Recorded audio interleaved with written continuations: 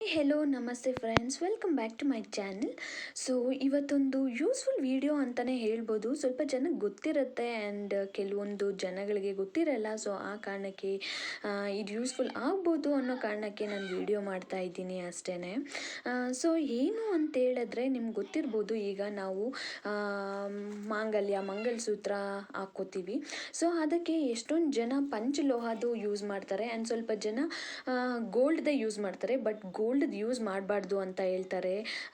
ನೋಡ್ತಿದ್ದೀರಾ ಇಲ್ಲಿ ಹವಳ, ಕಪ್ಪು ಹವಳ ಮತ್ತು ರೆಡ್ ಹವಳ, ನಾವು ಏನು ಹಾಕಿದ್ದೀವಿ ಕಾಸು ತಾಳಿ ಎಲ್ಲ ಪೋಣಿಸಿದ್ದೀವಿ ಅಲ್ವಾ, ಆ ಲೈನ್ ಏನಿದೆ ಅದನ್ನು ಸ್ವಲ್ಪ ಜನ ಚಿನ್ನದಲ್ಲಿ ಮಾಡಿಸ್ಕೊಡ್ತಾರೆ. ಅದನ್ನು ಚಿನ್ನದಲ್ಲಿ ಮಾಡಿಸ್ಕೋಬಾರ್ದು ಅಂತ ಹೇಳ್ತಾರೆ. ಅದು ಪಂಚಲೋಹದಲ್ಲೇ ಮಾಡಿಸ್ಕೋಬೇಕು ಅಂತ ಹೇಳ್ತಾರೆ.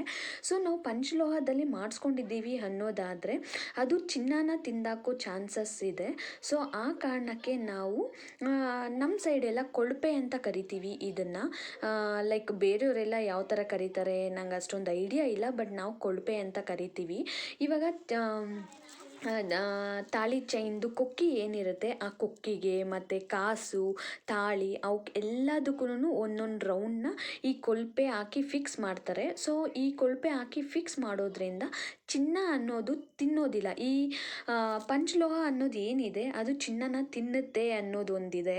ಬೇಕಾದರೆ ನೀವೇನಾದರೂ ಕೊಳಪೆ ಹಾಕ್ಸಿಲ್ಲ ಅನ್ನೋದಾದರೆ ನೀವು ಇವಾಗಲೂ ಸಹ ಲೈವಾಗೆ ಟೆಸ್ಟ್ ಮಾಡ್ಕೋಬೋದು. ನಿಮ್ಮದು ಕೊಂಡಿ ಏನಿರುತ್ತೆ ಅದು ಸಮದಿರುತ್ತೆ. ನೀವು ತೊಗೊಬೇಕಾದ್ರೆ ದಪ್ಪನೇ ಇರುತ್ತೆ, ಬಟ್ ಕೆಲವು ವರ್ಷ ಆದಮೇಲೆ ಅದು ಸೊಮ್ದಿರುತ್ತೆ. ಸೊ ಅದೇನಂದರೆ ಅದು ಪಂಚಲೋಹ ಅನ್ನೋದು ನಾವು ಯೂಸ್ ಮಾಡಿರ್ತೀವಿ. ಸೊ ಆ ಕಾರಣಕ್ಕೆ ಅದು ಚಿನ್ನ ಅನ್ನೋದನ್ನ ತಿನ್ಕೊಳ್ಳುತ್ತೆ ಅಂತ ಹೇಳ್ತಾರೆ.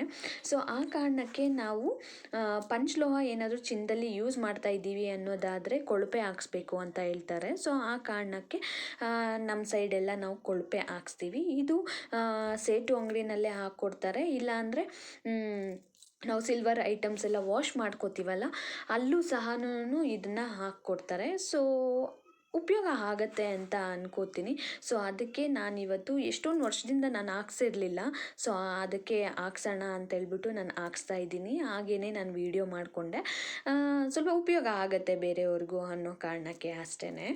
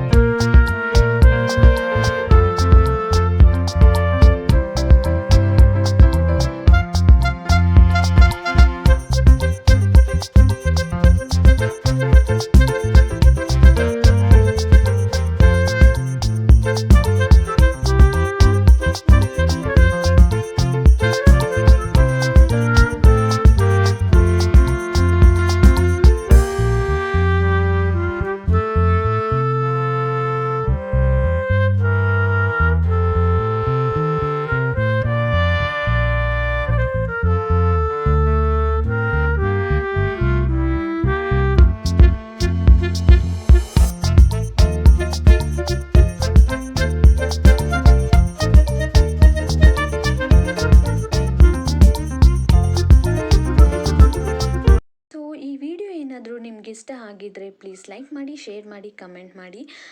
ಈ ಥರನೇ ಸಪೋರ್ಟ್ ಮಾಡ್ತಾ ಇರಿ. ನನ್ನ ವೀಡಿಯೋಸ್ ನೋಡೋರು ಸಬ್ಸ್ಕ್ರೈಬ್ ಮಾಡಿಕೊಂಡು ಆಮೇಲೆ ವೀಡಿಯೋಸ್ನ ನೋಡಿ ಅಂತ ಹೇಳ್ತೀನಿ. So thank you.